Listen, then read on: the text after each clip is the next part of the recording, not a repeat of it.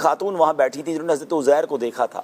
حضرت عزیر نے جا کر ان سے پوچھا، کیونکہ ان کی بینائی آلموسٹ چلی گئی تھی، کہ آپ حضرت عزیر کو پہچانتی ہیں؟ تو انہوں نے کہا جی عزیر تو 100 سال پہلے سے لاپتہ ہیں، پتہ نہیں کہاں چلے گئے. یہ کہہ کر وہ رونے لگی.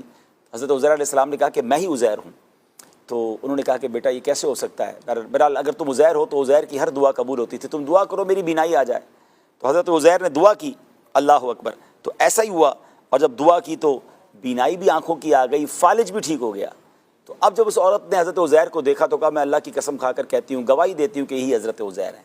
اب جب آپ کو ڈھونڈتے ڈھونڈتے آپ کے بیٹوں کے پاس لے جایا گیا تو آپ کے بیٹے 118 سال کے ہو چکے تھے، کیونکہ ان کی لائف تو آگے بڑھ رہی تھی نا. یہ اللہ نے اپنی قدرت کا نظارہ دکھایا تھا. آپ کے پوتے پوتیاں آپ کی عمر سے آگے بڑھ چکے تھے، مگر کوئی ماننے کے لیے تیار نہیں تھا کہ آپ حضرت عزیر ہیں. اب لوگوں نے یہ کہا کہ جناب اگر آپ حضرت عزیر ہیں تو میرے والد صاحب، جو بیٹا تھا، کہتا ہے میرے والد کے دونوں کاندھوں کے درمیان ایک کالے رنگ کا مسا تھا جو چاند کی شکل کا تھا. آپ نے کرتا اتارا تو وہ مسا بھی موجود تھا. اب دوسری بات لوگوں نے کہی کہ حضرت عزیر وہ واحد شخصیت ہے جن کو پوری تورات یاد تھی، اور اب وقت نصر کے زمانے میں معاذ اللہ تمام تورات کی کتابوں کو آگ لگا دی گئی تھی، اور جتنے تورات کے عالم تھے اور تورات کو جاننے والے تھے، 40,000 تورات کے عالموں کو اللہ اکبر چن چن کر قتل کر دیا گیا تھا. اب کوئی تورات یاد کرنے والا یا تورات کا حافظ نہیں ہے. اگر آپ حضرت عزیر ہے تو آپ کو تورات زبانی یاد ہوگی، آپ نے زبانی پڑھنا شروع کر دی، مگر کوئی کنفرمیشن کرنے والا نہیں تھا کہ یہ تورات پڑھ رہے ہیں. اب یہ الگ معاملہ کھڑا ہو گیا. تو اب اس کے بعد ایک شخص نے کہا کہ میرے والد صاحب نے اپنی انگوروں کی بیل کے نیچے ایک تورات کا نسخہ چھپا دیا تھا جب وقت نصر کے لوگ تمام تورات کو قبضہ کر رہے تھے. ڈھونڈتے ڈھونڈتے اس انگور کے باغ میں جا گئے اور وہاں سے جناب وہ تورات نکالی. حضرت عزیر جو تلاوت کرتے رہے، انہوں نے جب دیکھا تو حرف با حرف آپ درست تلاوت کر رہے تھے.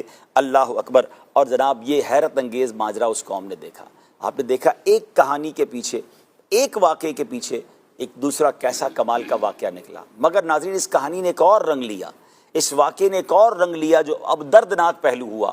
ہونا تو یہ چاہیے تھا کہ اللہ کی قدرت کا نظارہ دیکھ کر حضرت عزیر کی باتوں کو مان لیا جاتا، اور جس اللہ کی طرف وہ بلا رہے تھے، جس خدا کی وہ دعوت دے رہے تھے، انہیں اس کی طرف سب کو آ جانا چاہیے تھا. مگر جناب بعض اوقات کہتے ہیں نا کہ آنکھوں پر ایسا پردہ آ جاتا ہے اور جہالت ایسی ہوتی ہے کہ اب اس قوم نے یک زبان ہو کر یہ کہنا شروع کر دیا کہ حضرت عزیر یہی ہیں لیکن خدا کے یہ بیٹے ہیں، معاذ اللہ. اور یہیں سے ناظرین یہ یہودیوں کا غلط اور مشرکانہ عقیدہ پھیل گیا کہ معاذ اللہ حضرت عزیر خدا کے بیٹے ہیں، اور یہودی آج تک اس باطل عقیدے پر جمے ہوئے ہیں کہ معاذ اللہ حضرت عزیر جو ہیں وہ خدا کے بیٹے ہیں. اب یہ واقعہ آپ نے جو سنا یہ قرآن مجید فرقان حمید میں بڑی تفصیل کے ساتھ بیان ہوا. اس کی اگر آپ تفسیر پڑھیں گے اور اس کے